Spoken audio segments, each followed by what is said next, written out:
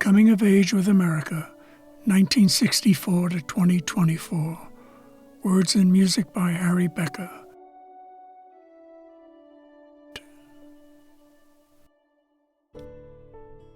"1964 was a pivotal year in American history. Still in shock and grieving over the assassination of John F. Kennedy 6 weeks earlier, the country would begin to experience a convergence of events that would fundamentally change it, forcing it to acknowledge its failure to be the just and free nation it claims to be, and address its abusive behavior toward minorities, women, and the environment. Starting with the release of Bob Dylan's The Times They Are A-Changin' in January, and the Beatles' debut on The Ed Sullivan Show a few weeks later, events during the year would inspire a period of transformation that would come to define the 60s. It was a time for rebellion. While Dylan was warning parents their sons and their daughters were beyond their command, teenage boys were defying them, refusing to get a haircut. As mod fashions from England were introducing the miniskirt to America, 3 beach party movies starring Frankie Avalon and Annette Funicello were popularizing the bikini. The sexual revolution had begun. The civil rights movement that began a decade earlier was demanding to be heard, along with a growing chorus of demonstrators objecting to a war that would soon tear the country apart.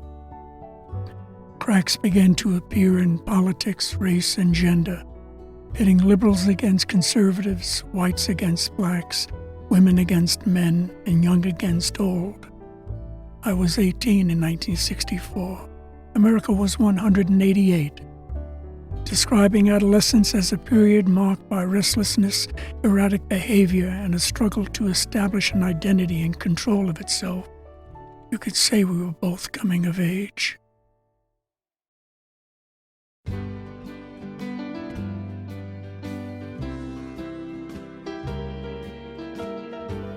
Chapter 1. Our Stories. The wide oak door swung open as Big Mike Higgins walked in. "Hello, hello," he belted, with an Irish brogue and a powerful voice, matching his enormous chest and massive forearms, the result of years spent digging graves at the old Calvary Cemetery located just beyond the Kosciuszko Bridge in nearby Sunnyside, Queens, New York. By the time he took a seat at the bar, a shot of Jameson's whiskey and a glass of beer were waiting for him. Like everyone else in the tavern, he was a regular. On weekdays, workers from nearby factories would stop by, but on the weekend, it was only men from the neighborhood, no women. Wives occasionally came in to see their husbands, but rarely stayed more than a few minutes. Mr. Higgins, as I always addressed him, stopped in every day. I grew up with his son Tommy, who, like me, was one of the many baby boomers born right after World War II. In the 50s, there were enough kids living on the block to form sizable teams every Saturday for a game of punchball, stoopball, or stickball. As great as those days were, however, this Saturday was better. It was one of my first as a certified adult of legal drinking age. It was a sunny afternoon on September 12, 1964. I recently turned 18 and was 1 week into my freshman year at Pratt Institute studying industrial design. My brother Willie and I were having a few beers in Julie's Tavern on the corner of Morgan and Driggs in Greenpoint, Brooklyn. Julie, short for Julius, inherited the tavern from his father, who immigrated from Poland early in the century. It had a long mahogany bar stretching 20 feet across the black and white checkered floor, before turning, ending at a wall yellowed from decades of cigarette smoke. Willie was in his usual spot with his back to the wall, near a large colonial window with a view of our parents' grocery store on the opposite corner, and 2 stoops, one leading to their apartment where I lived, and the other to where Willie lived with his wife and 2-month-old son. Parked in front was a '60 Ford I bought a month earlier, right after receiving my driver's license. Though the state considered me to be an adult, Willie, who was 8 years older, couldn't resist reminding me I was still his kid brother.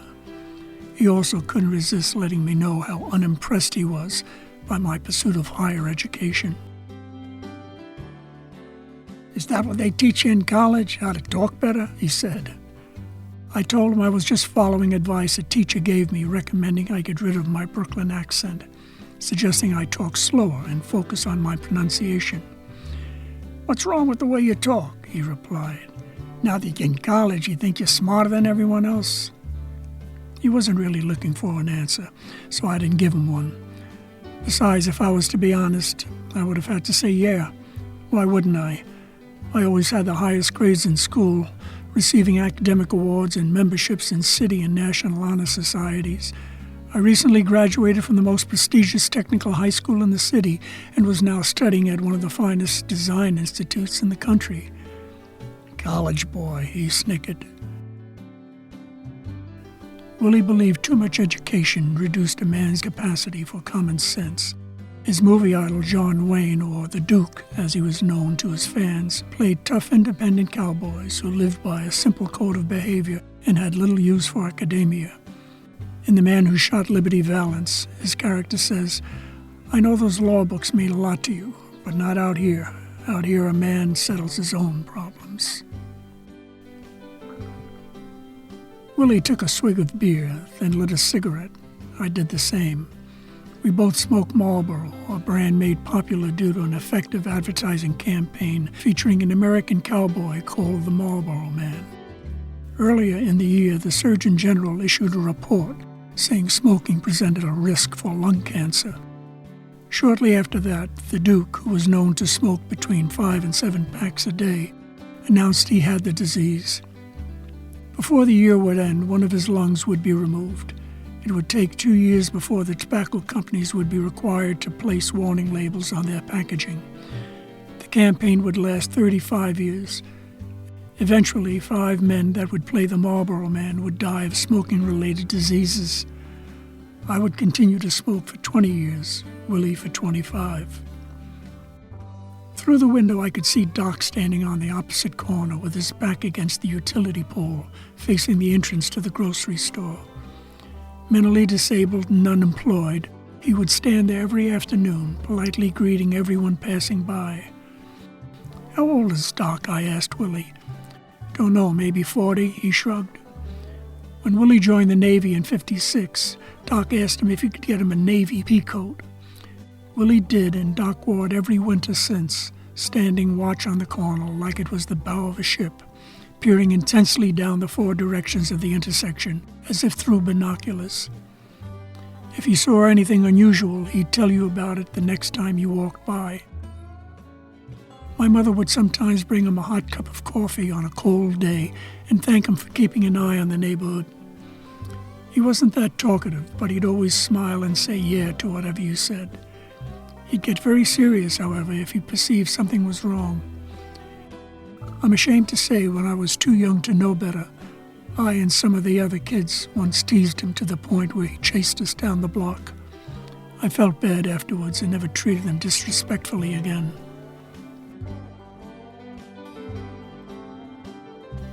"The cat's looking a little tired," I said, pointing to a faded tattoo on Willie's forearm of a Black Panther in mortal combat with a boa constrictor. "Nah," he said, "he's still hanging in there." It was one of 6 he had covering both arms. He got them while serving in the Navy. His prized possession was an illuminated photo of the USS The Sullivans, a destroyer named in honor of 5 brothers who went down with their ship in World War II. His favorite show was Victory at Sea, which showed films of sea battles during the war. The ship took part in some of those battles, and I suspect Willie wished he could have been on board at the time. He no doubt would have served his country heroically. He was never wanting for patriotism or courage. Good sense, however, was another thing. Once while on Christmas leave, he hooked up with an old friend our mother warned him to avoid. "Don't worry about it," were the last words she heard him say before receiving a call from the police station the following morning. Willie was too drunk to know what was happening when his friend Crawford robbed a cab driver, but he was arrested all the same. His case was eventually dismissed, but not before he was dishonorably discharged from the Navy. It was a crushing disappointment for Willie, who loved the Navy, having quit high school to enlist, longing to be part of a family that gave him pride and respect. Growing up, he always took second place to our father's firstborn, John, otherwise known as Hansi. Hans was 2 years older than Willie and received most of Pop's limited capacity for expressing affection. Our mother did her best to attend to them equally, but of course, when I came along, most of her attention was diverted to me. I grew up doing my best to make her proud and somehow managed to stay out of trouble on the street.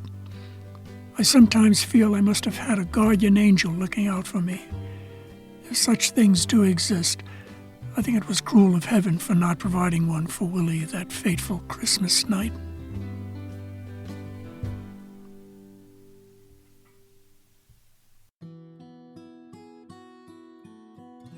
Chapter 2, Believing the Story. Looking through the window, I watched an old man cross the street. He was tall and thin with a gray stubble on his face. His torso was bent forward and he was walking fast as if to keep himself from falling over. Willie noticed him too. "Here comes Stosh. Want to play a number?" he asked as the scruffy man walked in, pulling a pen and a piece of paper out of his shirt pocket. Like other retirees in working-class neighborhoods, Stosh, short for Stanislas, supplemented his Social Security income working as a runner for the numbers game, an illegal lottery run by the mob. The Brooklyn racket was run by Joe Bonanno, one of 5 crime families in New York City. Though the police generally turned a blind eye to the racket, some runners were known to write their list of bets on a paper wrapper from a slice of Wrigley's chewing gum. It was foil-lined and when rolled up tightly, could be stored in the mouth, safely hidden from any cop who might want to search them. Stosh walked the length of the bar, collecting dollars and writing down names and numbers. I gave him $1 and played 007. Willie played 537, the number of his ship, the USS The Sullivans. The winning number would be published in the Daily News the following day. It would be the last 3 digits of the handle, that is the amount racetrack bettors placed at the Aqueduct racetrack the day before. Though the odds of winning were 1,000 to 1, prize was only $500. It may not have been a smart bet, but it gave you something to hope for, and it was fun checking the newspaper in the morning. That was the only gambling I've ever known Willie to do. As for myself, I had already discovered I had an attraction to the vice. In 1961, the movie The Hustler came out. The following year, I turned 16 and started hanging out in Mike's pool room. Within a year, I was playing for money. I made friends with a gambler named Johnny D, who would sometimes back me in a game of 9-ball. The first few times I won, but once when I lost, Johnny was determined to get his money back. He persuaded me to back him in a poker game with a guy he assured me he could beat. The two of us went to a small room at the local YMCA where the guy was waiting with a deck of cards. After 5 hands, the $50 I staked Johnny was gone. He didn't come around much after that, and I eventually realized it was a setup. 50 years later, a similarly naive America would back a con man who would exploit the country's trust for his own enrichment. Julie brought another round, then tapped his knuckles on the bar, signifying the drinks were on the house. We were drinking Rheingold, the official beer of the New York Mets, made right here in Brooklyn.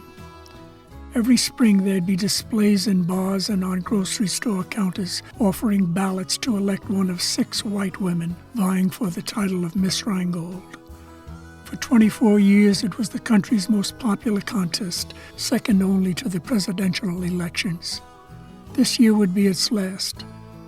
The company always supported the black community, having sponsored the Nat King Cole Show, the first TV show to be hosted by a black entertainer, but fearing a backlash if it included black women in the competition, it simply chose to end it. The first practical TV sets were introduced at the New York World's Fair in 1939. The first television commercial ad in 1941, advertising Bulliver watches during a baseball game. From From 1946 to 1949, the number of homes that had a TV grew from 44,000 to 4 million. By 1953, 1 out of 2 American homes had one. By 1960, television had become the most effective tool for political campaigning, made evident by the televised debates between John Kennedy and Richard Nixon. The majority of those who watched the debates felt Kennedy won, while most radio listeners believed Nixon was the victor. Less than 2 decades later, a more effective vehicle for messaging would be created. Just 7 miles away, the first desktop computer, the Olivetti Programmer 101, was on display at the 1964 World's Fair in Flushing Meadows, Queens. The device would eventually make possible the internet and a social platform capable of promoting a pseudo-reality based on lies and misinformation that would erode trust in the government and the news industry, giving rise to so-called alternative facts and conspiracy theories. By that time, the country would have already had some experience with conspiracy theories. One of the most popular would be born in 2 weeks when the Warren Commission would issue a report concluding Lee Harvey Oswald acted alone in the assassination of President Kennedy. Within 10 years, 80% of Americans would believe the truth was being concealed. Willie picked up a nearby newspaper and started reading. What do you know? The Democrats and the Republicans have agreed not to do any negative advertising. 1 week earlier, a television campaign advertisement showed a little girl counting while picking petals from a daisy, followed by a launch countdown ending with a mushroom cloud from a nuclear explosion. The presidential election between Lyndon Johnson and Barry Goldwater was less than 2 months away. The ad raised the fear of nuclear destruction if Goldwater was elected.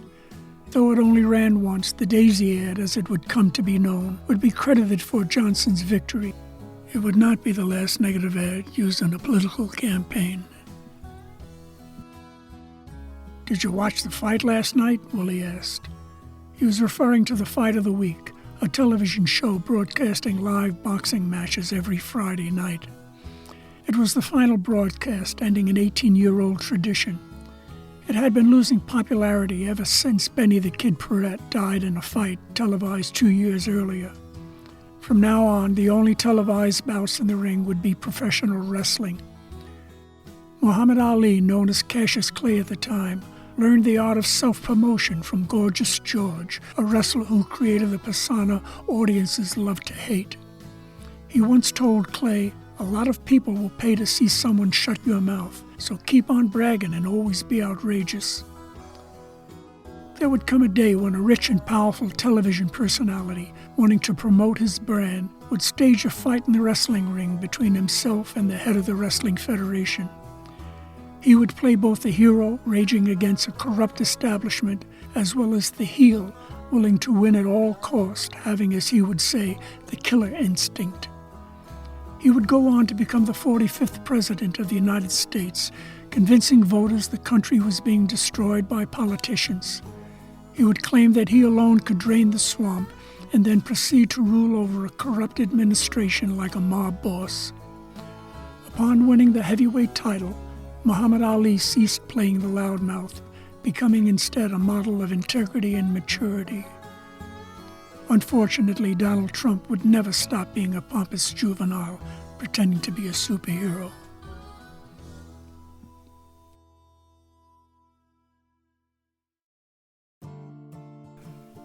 Chapter 3: Villains and Victims. Julie brought Willie and I a new round, then walked to the other end of the bar to turn off the TV. It just finished broadcasting a baseball game between the New York Mets and the Los Angeles Dodgers. The Mets lost, securing their place in the cellar of the National League for the year. This was only their 3rd season, and the first at the newly built Shea Stadium in the neighboring borough of Queens. The new team filled the void left by the Brooklyn Dodgers and the New York Giants when the teams moved to California in '57. Though Manhattan still had the Yankees, the abandoned working-class fans in the outer boroughs of Brooklyn and the Bronx could never embrace the corporate pinstripes as their own. Designed to win over the abandoned fans, the colors of the Mets uniforms were blue, representing the Dodgers, and orange in memory of the Giants. For most, the plan worked. For some like me, it didn't. I lost interest in the sport, and for many, the name Walter O'Malley, the Dodgers owner, would forever be cursed. At the time, there was a popular joke expressing the level of contempt Brooklyn fans had for the owner. You're in an elevator with Stalin, Hitler, and O'Malley. You have a gun with only 2 bullets. Who do you shoot? You shoot O'Malley twice. Turning away from the TV, Willie shook his head in despair. Lost again, he sighed. I said nothing. 2 weeks ago, on September 1st, pitcher Masanori Murakami became the first Japanese man to play in the American major leagues. He pitched a scoreless 8th inning for the San Francisco Giants, beating the New York Mets. Losing to our old nemesis, the Giants, was bad enough, but for my brother, losing to a Japanese pitcher was worse. Willie was 3 years old when Japan bombed Pearl Harbor in '41. Having served in the Navy, he could never let go of his contempt for the country. In a few weeks, Tokyo would host the Summer Olympics, demonstrating its complete recovery from the war. With help from the U.S., Japan rebuilt itself and was now second only to the U.S. as the world's largest economy. Japanese electronics were everywhere. The Sony transistor radio, introduced in '55, sold 7 million units by the mid-'60s, satisfying the appetite of an ever-expanding market of adolescent boomers. Its portability made it possible to have a constant stream of music and talk available wherever you were, on a street corner, a park bench, or a beach blanket. Every teenager had a pocket radio, providing a soundtrack to their lives with songs that expressed their intense emotions and longing for love and attention. 50 years later, the smartphone would be just as popular with American young people, and along with a personal computer would gain complete control of their attention. Willie's lingering hatred for the Japs, as he called them, was not unlike the contempt many Americans had for Germans during and immediately after World War II. German Americans weren't put into internment camps like Japanese Americans, but they were still treated with suspicion and disrespect. My parents suffered many insults during those years. The landlord of our building had immigrated from Poland many years earlier, and when Germany occupied Poland in '39, she became a very angry and bitter person. One morning in 1946, as my mother fetched my brand new baby carriage stored in the lower hallway of the apartment house, she found a swastika symbol scratched deep across the side. As insulting as the Nazi slur was to German Americans during those years, it was never as offensive as another racially charged N-word was to African Americans. I would sometimes hear that word on the street when referring to a community living in a nearby government housing facility built 10 years earlier for low-income families. The projects, as the building complex was called, was off-limit and mingling with black kids discouraged. One day after school, I walked into the grocery store with a black schoolmate from my 6th grade class. My Uncle John, my father's partner in the business, pulled me to the side and quietly advised me not to become too friendly with him. I obeyed. I picked up a quarter from my change on the bar and walked over to the jukebox. I selected 3 songs: The Sound of Silence by Simon and Garfunkel, Where Did Our Love Go by the Supremes, and Willie's favorite, Everybody Loves Somebody Sometime by Dean Martin, which had recently bumped A Hard Day's Night by the Beatles from the #1 slot on the Billboard charts. The Supremes were a product of Motown Records, established by Barry Gordy in 1959. Having previously worked on an automobile assembly line in Motor City, Detroit, he applied a similar manufacturing process to the production of records, carefully crafting songs and grooming black artists to appeal to a wide audience. A major Motown hit, Dancing in the Street by Martha and the Vandellas, played all summer long as riots in inner cities broke out, protesting racial discrimination and police brutality. Though it wasn't the song's intent, it became an anthem to rebel, inspiring civil rights demonstrations, prompting some white radio stations to remove it from their playlist. Banning a song about dancing, fearing it would incite a riot, recalls a time 74 years earlier when the U.S. government, fearing an uprising, prohibited the performance of the ghost dance by the segregated Lakota Sioux warriors. Silencing protests from the segregated black community, however, would not be as easy. The summer began with the murder of 3 civil rights workers in Mississippi at the hands of law enforcement officials. The 3 young men had been part of a campaign to register African Americans to vote. The brutal crime was in response to the Senate's passing of the Civil Rights Act 2 days before, on July 2nd, banning segregation. 2 weeks later, a 15-year-old black boy was shot and killed by a white police officer in Harlem, giving rise to riots there and in the nearby Bedford-Stuyvesant section of Brooklyn. Rioting spread to other cities in New York, New Jersey, Pennsylvania, and Illinois during what would come to be known as the long, hot summer of '64. The temperature had already begun to rise back in May when several hundred students marched through Times Square, New York, and other cities, objecting to the growing conflict in Vietnam. Sparked by the reinstating of the draft earlier in the year, the anti-war movement caught fire in August when the Gulf of Tonkin resolution gave President Johnson the authority to escalate the war. In 1967, Muhammad Ali, still the heavyweight boxing champion, would receive his draft notice and refuse induction into the Army, forfeiting his title and the right to ever box again. He would say his enemy was not in Vietnam, but here at home. In 1971, a comic strip character named Pogo would famously say, "We have met the enemy, and he is us."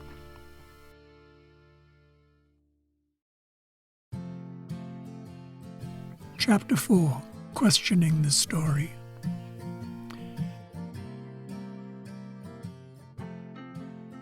The faded outline of a baseball strike zone on the concrete wall of the nearby elevated Brooklyn-Queens Expressway was still visible. Hansi painted it in '53 when he was 15. He, Willie, and some friends had a club called the Jokers, and the rectangle was decorated to resemble the Joker in a deck of tally-ho playing cards.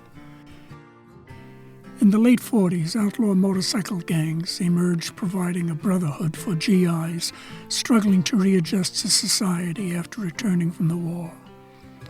Inspired by The Wild One, a movie about a rebellious motorcycle gang starring Marlon Brando, my brothers began wearing black leather motorcycle jackets, engineer boots, blue jeans, and a Garrison belt, the nationally accepted attire for nonconformists. When asked, "What are you rebelling against?" Brando's character replies, "What do you got?" By 1965, the answer to that question would be clear when the first protest song, "The Eve of Destruction," would be released, condemning racism, the Vietnam War, and the threat of nuclear destruction. In the early 50s, the arms race between the U.S. and the Soviet Union raised the threat of nuclear attack, prompting schools to conduct duck-and-cover drills. It only took me 3 seconds to flip up my seat, crouch under my desk facing away from the window, put my head to my knees and my hands on the back of my head. I was very confident I wouldn't get any glass in my eye. 1964 began with the release of the movie Dr. Strangelove, or How I Stopped Worrying and Learned to Love the Bomb. The year would end with Goldfinger, the third movie in the James Bond franchise, featuring a villain resembling Nikita Khrushchev, the premier of the Soviet Union. 2 years ago, he deployed ballistic missiles in Cuba in response to American missiles in Italy and Turkey. Tension between the two nations had been escalating, and the Cuban Missile Crisis of '62 brought the country to the brink of nuclear war. Early this year, the movie 7 Days in May was released, warning us the enemy could also come from within, depicting an attempted military coup.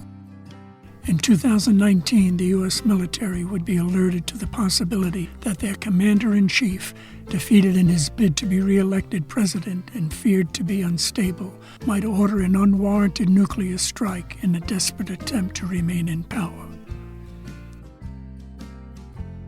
"Good-looking car," Willie said, nodding his head toward my Ford parked outside. It was silver gray like James Bond's Aston Martin, with a black convertible top, white wall tires, fender skirts, and a spare tire mounted on an extended rear bumper.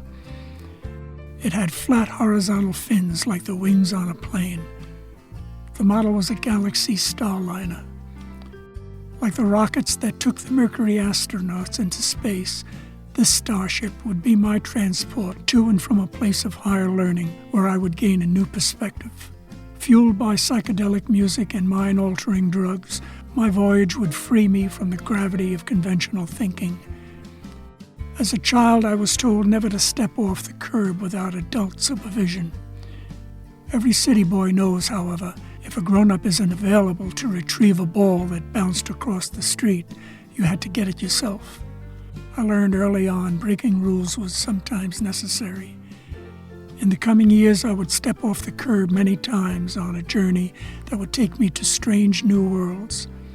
By the time Neil Armstrong would step foot on the moon, less than 5 years later, I too would have a very different perspective and feel just as far from home. Over the next 4 years, my grade index would decline, moving me from the dean's list as a freshman to the warning list as a senior. The war would escalate during that time, and it would become increasingly clear that upon graduation I would be drafted into the Army to fight for a cause I believed to be unjust. Whatever dreams I may have had of being a designer would be lost. On June 7, 1968, I would receive my degree. It would be the day after Robert Kennedy, the anti-war movement's only hope, would be assassinated. A few days earlier, I would receive a notice that I would be inducted into the U.S. Army in early October. I would mail in 10 resumes to nearby school districts, hoping to land a job teaching, the only profession that would grant a deferment. 2 weeks before the school year would begin in September, I would be hired to teach drafting and design at Wantor Senior High School in Long Island, New York. Desperate to find a replacement, the school district would overlook my lack of certification or training. I would teach for 3 years, during which time the National Draft Lottery would place my birth date near the bottom of the list. No longer in need of a deferment and anxious to pursue a new direction, I would resign, refusing an offer of tenure if I would stay. I would say goodbye to my girlfriend, who would be expecting a marriage proposal instead. She, along with family and friends, wouldn't understand why I would walk away from such a secure future.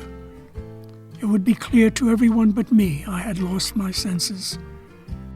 What would be clear to me, however, was my want for adventure and my need to be creative and escape a profession I was forced into. I would set out to find myself, as we would say. I'd work in an old fishery in Cape Cod, drive a taxi in New York City, open a bicycle shop, make and repair guitars, and write and sing songs.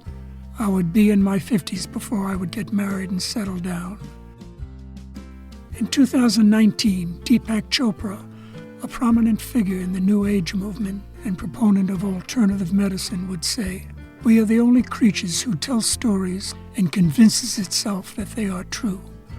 We create a virtual reality, making simulations so convincing they are rarely questioned." Traditions have always been capable of selling a convincing story, telling us who we are, what to believe, and how to live. In 1949, having witnessed the rise of fascism in Europe, George Orwell published 1984, warning us of the power of propaganda and the potential threat of totalitarianism. In it, he says, "Who controls the past controls the future." Back in February, immediately after winning the title, Muhammad Ali announced his conversion to Islam. This past summer, I too converted my religion, following my mother, who found the social activities at the local Catholic church to be more satisfying than those at the Lutheran Church. For me, the move marked the beginning of an exploration into alternative belief systems and philosophies. The religion of my youth had nothing left to offer, and I was now losing faith in my government and society as well. The culture was changing, and if I was to navigate the new landscape, I would need a better compass.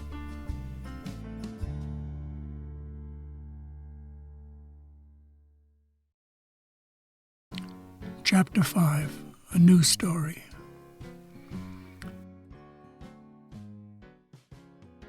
As the hours passed, I did my best to keep up with Willie, but I was now beginning to lag behind. "Drink up," Julie said to me as he took Willie's glass away to be refilled. Tipping my head back to finish my glass, my gaze locked onto a large moose head with a rack of antlers almost 4 feet wide hanging high on the wall. The long, hairy head dominated the room, projecting over a large mirror with shelves on both sides lined with liquor bottles standing in 3 rows, proudly displaying their labels like sentinels with shields. The expression top shelf refers to the tradition of storing the finest liquors on the highest tier. The lofty position and stoic expression on the moose gave it an air of authority like that of a judge presiding over a court. The comparison presented a new meaning to passing the bar exam. Age and a capacity to hold one's liquor was all that one needed to be a barrister here. That, along with being highly opinionated and argumentative. This extraordinary display of taxidermy reminded me of one of my favorite cartoon characters called Bullwinkle the Moose. 2 months ago, an animated TV series called The Adventures of Rocky and Bullwinkle aired its last show. In every show, the lovable, dim-witted moose would attempt to pull a rabbit from a hat despite countless failures that produced some ferocious animal instead. Such fearless determination in pursuit of magic was to be admired. In 1961, Buckminster Fuller created the World Peace Game, an educational simulation exercise designed, as he would say, to make the world work for 100% of humanity without ecological offense or the disadvantage of anyone.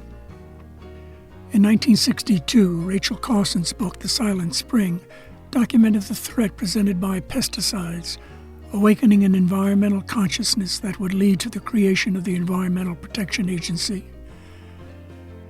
The auto and oil industries, the largest producers of carbon emissions, would now be regulated, but as Ralph Nader would testify before Congress in '65, would continue to impede the development of electric cars. In 2018, a 15-year-old Swedish girl, Greta Thunberg, would lead a worldwide movement to end our dependency on fossil fuels, while a majority of Republican members of Congress, beholden to the oil and coal industries, would deny the reality of global warming. That same party would also deny the systemic racism that has plagued the nation since its inception. Following 2 administrations of the country's first black president, they would elect a leader who would be a champion for white nationalism. Wielding a cult-like power, he would have the unwavering loyalty of his followers, eager to believe any lie he would tell. Fearful of losing their vote, Republican senators would bow to him, refusing to acknowledge what they know to be true. The telephone at the end of the bar rang. Julie answered it saying, "Hello," followed by, "Let me see." Turning to a patron who was shaking his head, Julie responded to whom I assumed was the guy's wife, saying he's not here. Taverns, like pool rooms, were still considered a man's domain, though that was beginning to change. In 1960, the pill was introduced, allowing women to control reproduction, freeing them to attend college, delay marriage, and pursue a career. In 1963, Betty Friedan's book, The Feminine Mystique, dispelled the idea that a woman's role should be limited to serving men and raising children. That year, the Equal Pay Act was passed, giving women the green flag to enter the workforce. This past July, the Civil Rights Act made sexual discrimination illegal in the workplace, while the year's 2 most popular movies, Mary Poppins and My Fair Lady, were portraying women as servants. Also popular was a TV show called My Living Doll, starring Julie Newmar as a sexy female robot. In 2 years, she would be playing the role of Catwoman on the TV series Batman.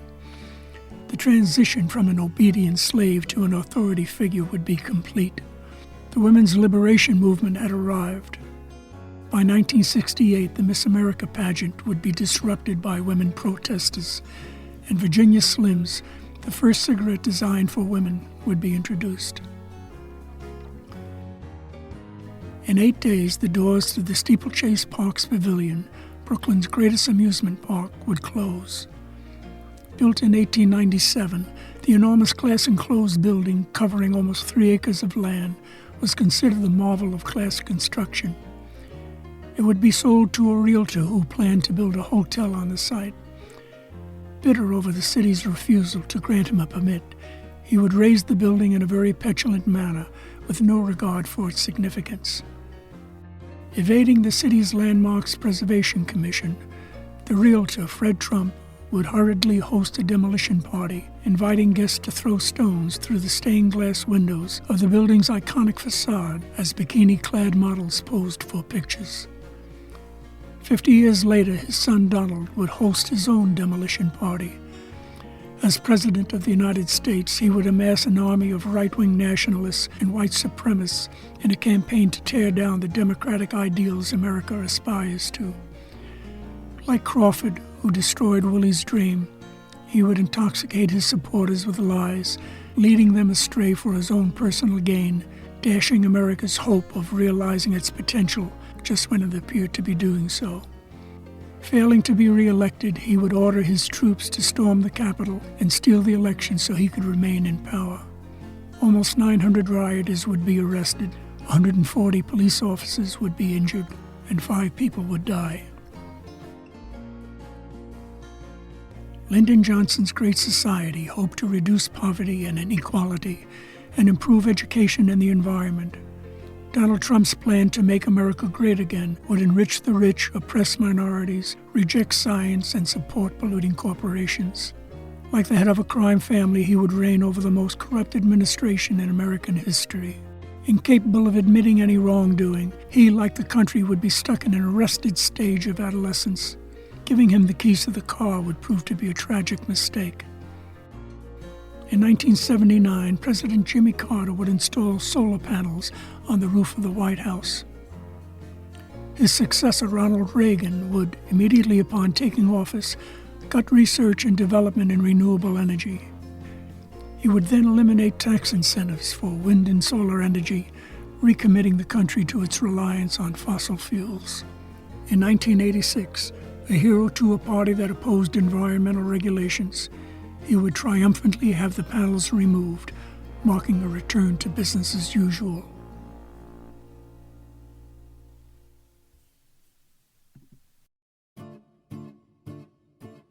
Chapter 6. The Same Old Story.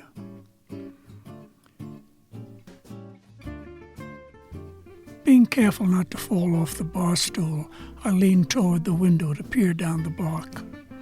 I was looking for a crimson-red DeSoto with a white roof belonging to a family that recently moved into the neighborhood. I haven't seen the gypsies around lately. Did they move out? I asked Willie.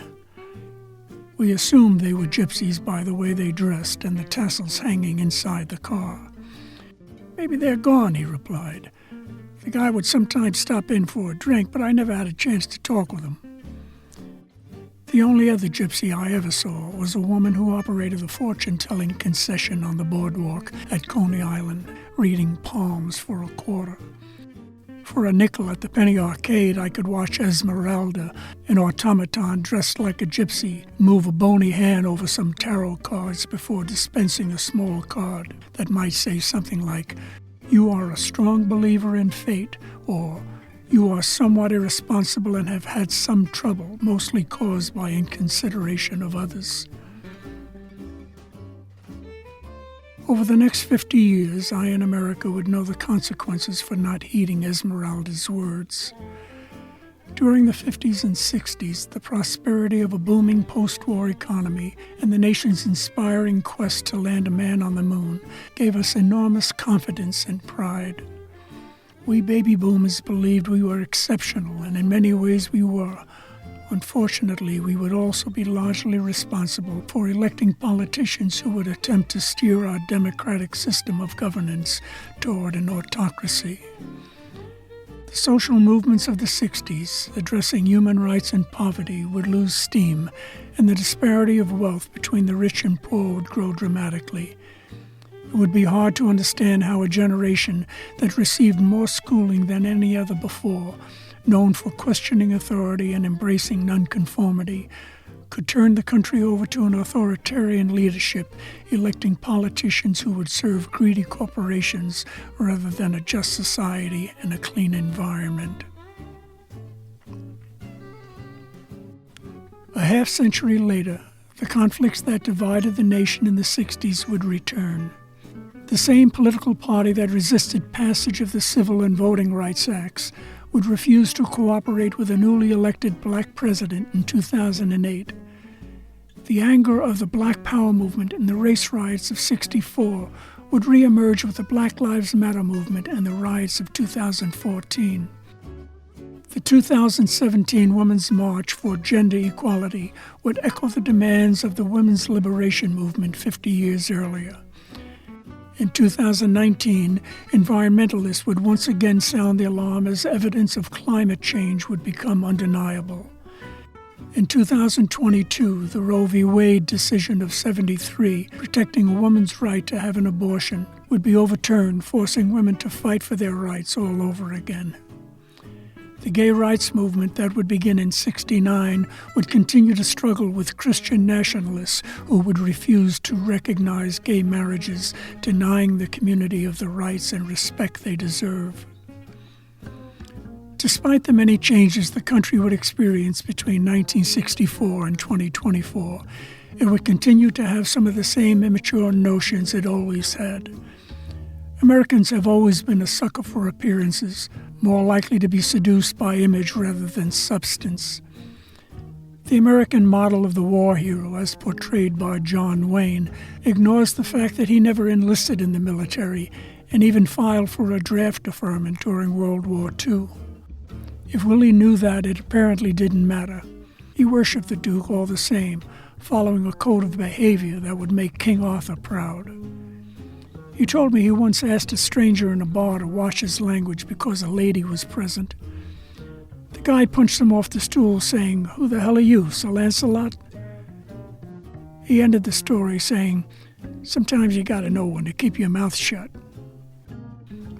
Always feeling a sense of duty, he would be the only person I would ever know who would donate blood to the Red Cross every year without failure.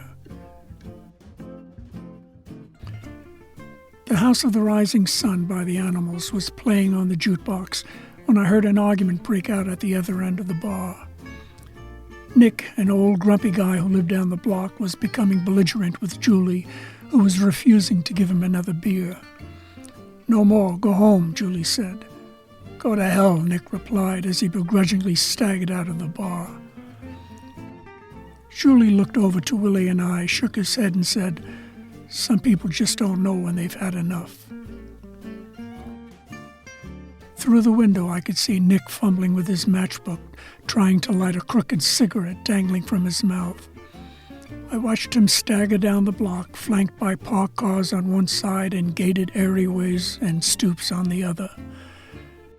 No matter where you lived in Brooklyn, you were within walking distance from a bar. Relatives visiting from Germany would quickly learn how to say, "cross the street," which meant let's go to Julie's and enjoy an altered state of consciousness. Over the next 4 years, as the popularity of drugs would grow on college campuses, I would cross the street many times.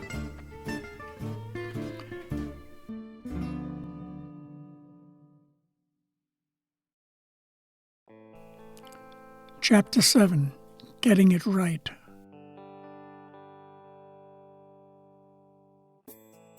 Back in June, Ken Kesey, celebrating the success of his book, One Flew Over the Cuckoo's Nest, gathered his band of merry pranksters and drove a psychedelically painted 1939 school bus from California to the World's Fair in New York City while high on LSD. It would mark the beginning of what would come to be known as the psychedelic era. In 1967, Timothy Leary, an ex-Harvard professor, psychologist, and advocate of LSD, would sing the praises of the drug, persuading college students across the country to turn on, tune in, and drop out. By the summer of that year, called the Summer of Love, 300,000 young people would join the hippie movement, seeking to expand their consciousness in pursuit of a more natural, eco-friendly lifestyle. Many would make life-altering decisions with reckless abandon, dropping out of school, quitting their jobs, and leaving their families, marching, as their hero Henry David Thoreau would say, to the beat of a different drummer. They would support civil and women's rights and lead a movement that would bring the war to an end in 1973. The environmental consciousness established by the counterculture would continue, re-emerging 40 years later. It would then be opposed by corporate-owned politicians and followers of another, far more conniving Pied Piper, who would ridicule any form of consciousness-raising and resist any effort to awaken the conscience of the nation. Over the next 6 decades, police abuse of Black Americans and corporate abuse of the environment would continue unabated. Johnson's war on poverty would be buried beneath massive tax breaks for the rich and trickle-down Reaganomics of the 80s. The right-wing nationalist movement of the Trump era would follow the fascist playbook, spreading fear and hate with lies and conspiracy theories, while sowing doubt in the free press and elections. Faith and trust in government institutions would erode, and American democracy, or the Great Experiment as it was called by George Washington, would for the first time in its history be in real danger of failing. By 2024, America and I would learn we were, as Willie would say, not as smart as we thought we were. Like every other individual in every other country, we're all a work in progress. Though American democracy continues to serve some more than others, its conception and design, as described in the Declaration of Independence and the Constitution, is still one of the best ideas mankind has ever had. It deserves our best effort to get it right.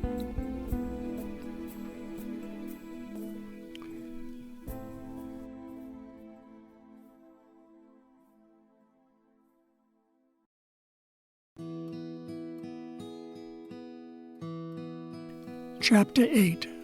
Going Home.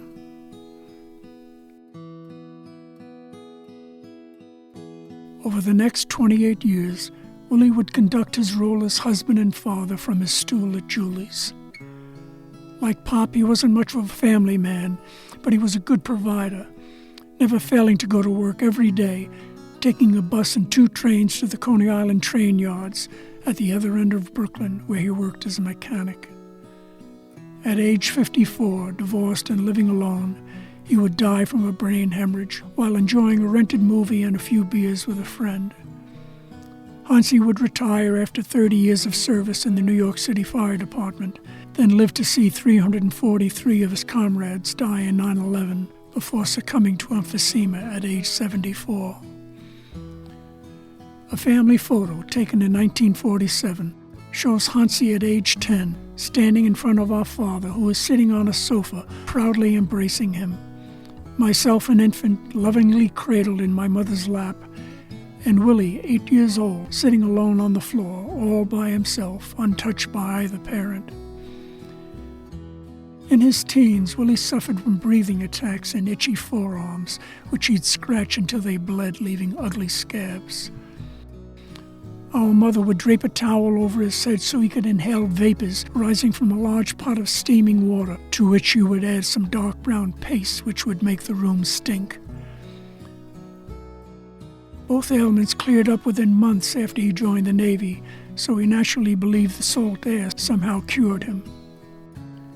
We were told he had asthma, but in time I would wonder whether it was panic attacks instead. I would also suspect scratching his arms till they bled was a sign of anxiety rather than an allergy. From the 1960s to the 2020s, like a troubled teenager struggling with emotional stress, America would suffer its own form of self-mutilation. It would be scarred from multiple bombings and mass killings committed by angry white men, while angry young black men would continue to riot, burning and looting their own business communities. A violent assault on the Capitol by white militias would deface the institution and make the country bleed with shame. It would become increasingly clear, as long as America refuses to grow up, acknowledge its history of abuse, and finally rid itself of racial injustice, it would continue to harm itself again and again. It was getting dark. The street light was on and Doc had gone home. "I gotta go," I said. "Where you going?" Willie complained as I grabbed my money off the bar, leaving $1 behind. Stuffing the dollar back into my hand, he instructed, "You don't tip the owner, just the hired help." "Come on, have one more," he insisted. I held my ground, saying I had a school project I had to work on. I was enjoying my classes, dreaming of designing cars like the Mustang on display in the Ford Pavilion at the World's Fair. The GM Futurama exhibit displayed a model of a city of the future with multi-lane highways dominating a miniature landscape. There were no demonstrations or riots on the tiny streets. It all looked so promising and peaceful. Surely the war would be over by the time I'd graduate. Besides, why worry or complain? Life was good. I was a young white male attending one of the best design schools in the country and driving the coolest car on the block. As I slowly walked to the door, trying not to stagger, Willie asked me if I still had the bosun's pipe he gave me years ago when he was in the Navy. The two-note instrument was used on a Navy vessel to herald the sunrise and sunset, the boarding of a VIP, and the departure of a sailor retiring from active duty. I told him I did, and I'd get it back to him. As I opened the door, I turned and said, "I'll look for it as soon as I get home." After pausing for a moment, I added, "Maybe you should go home too." As I closed the door behind me, I could see Willie smiling, saying, "Don't worry about it." I could tell you a story of heartache and glory, but I'll spare you and cut to the chase. I could show you the scars I got reaching for stars, as long as that grin on your face. For now I'll just leave you with a thought I believe you may not have considered before. Life's a bottle of beer you drink till you hear that going home song once more. Here's to young lovers who'll tell you their love is the kind that will always be true.